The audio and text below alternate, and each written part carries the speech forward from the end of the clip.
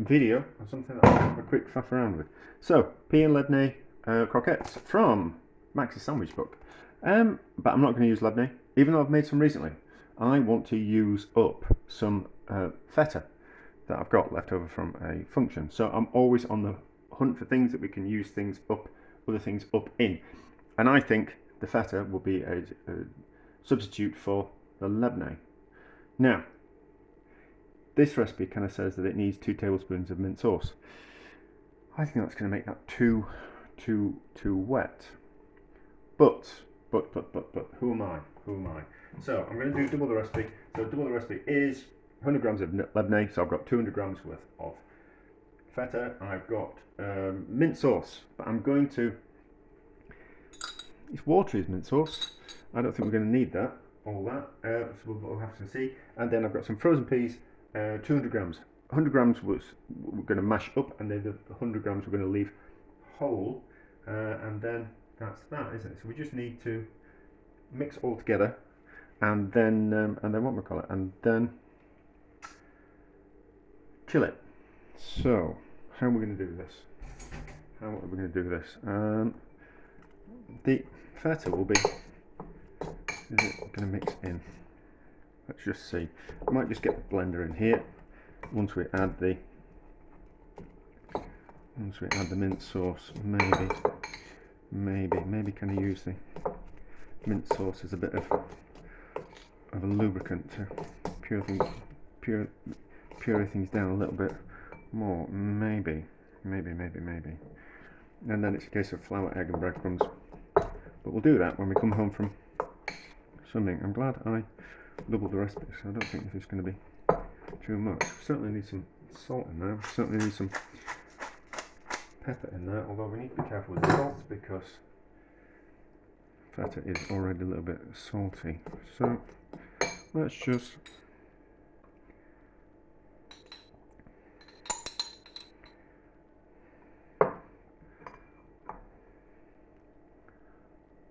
put that amount of mint sauce in.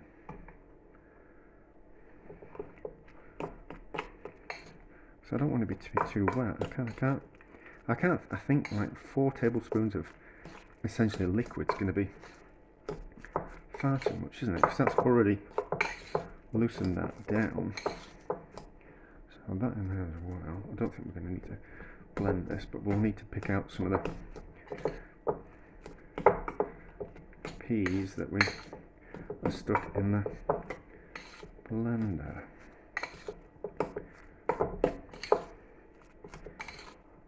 Okay, so oh yeah, it will be pureed, won't it? Because the Lebanese will mix into all of that. So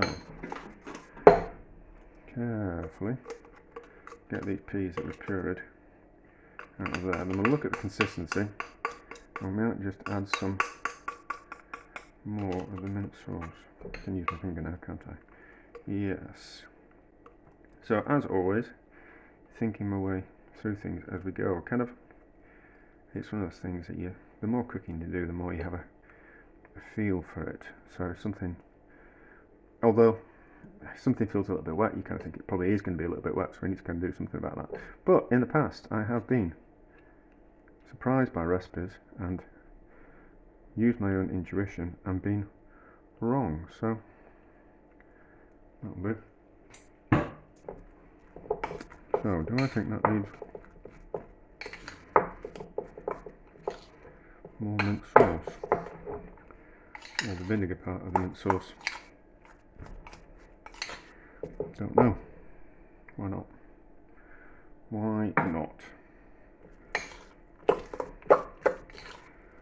That doesn't feel too loose. But certainly putting more vinegar in than that would have been a bad mistake. How does it taste so far?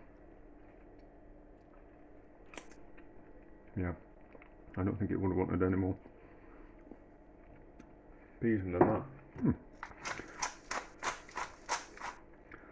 I think that smells quite nice. And then we have, so we've pureed half the peas, and then the other half the frozen peas we just add in like that. I just defrosted them in the microwave because I'm trying to do this before we go. We. I always say we. That's only me. So.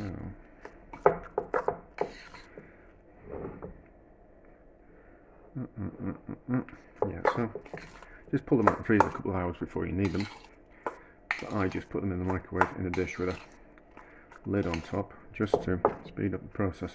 So, how does that taste?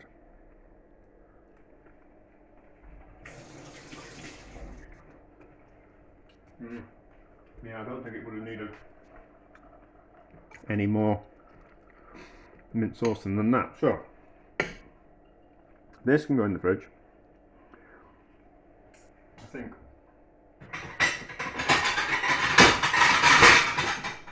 it says it needs to be really cold, so I think if you think about volume, that's kind of quite deep. Not deep, but if it's on a plate, it'll cool down quicker, won't it? Probably made too much with doubling up the recipe, but it accounts for if I make a mistake, it goes into wash, so it's okay. So that in the fridge, cool down, and then we'll fry bits of it when we get home later on. Right, it's set up quite well. I have to wonder if the recipe means teaspoons rather than tablespoons, or does it mean to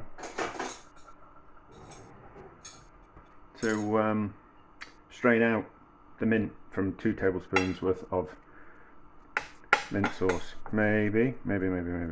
So I thought quenelle-ishes would be nice. So I can't do them one-handed.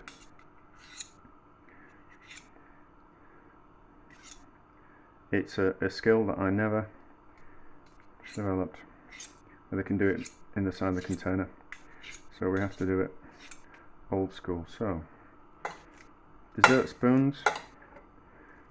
Am I doing them on camera? I can't see. So, basically like that. So what I would do is, I was thinking if these were a bit too soft, what I would have done, I would have left them in the flour just that little bit longer, formed them into shapes, and then left them in the flour just a little bit longer, just to create like a crust on the outside. But I think we're going to be okay. So, but you get the idea. This is what you do. Easier when the mixture is kind of quite firm, and hold the spoons a little bit closer to the spoon bit, and then you have a little bit more control. So dip those there in flour, and then I'll do some more, and then I don't want to get too far in front. I don't want to dip these in the egg because it will just end up making a mess of my hands. So if we quenelle them and get them in all the flour first, and then we can finish off and deep fry. I think that would be for the best. Yes. Right, let's have a go at these. So, a couple in there.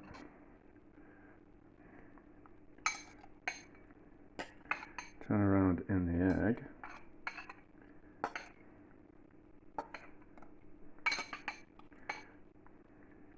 It's a bit annoying. The flour's not wanting to stick. The flour's stopping them from sticking too much. So down like that, and then in the breadcrumbs like that.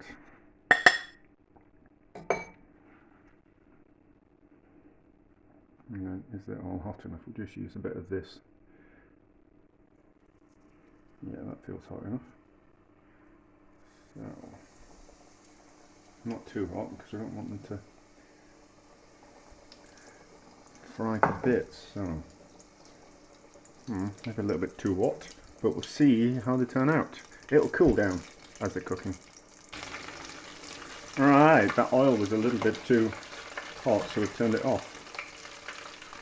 So the first two can come out, They look okay. And these other ones can come out because they look like they're ready as well. Slightly exploded, but not to worry. And then the last, I'm just going to get back on now. And then the last three, I've just done a double coating. So back into the egg, and then back into the breadcrumbs again, and then just to kind of give it that double coating of protectiveness. And then let's have a look at these. So, yes, that'll do. Can't remember which ones are which, but it doesn't matter, does it? Nope. I suppose I really should take a picture, but let's just break into them instead. Oh wow. Wow, so they've gone soft inside, like that. So definitely don't be putting the liquid in from the mint sauce. In fact, probably would be better to just put fresh mint in.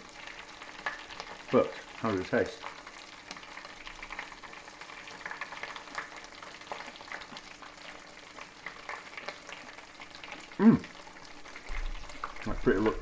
That's pretty lovely, is that?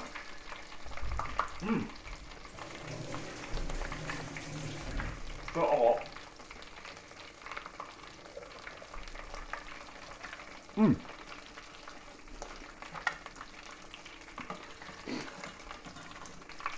They're lovely. I think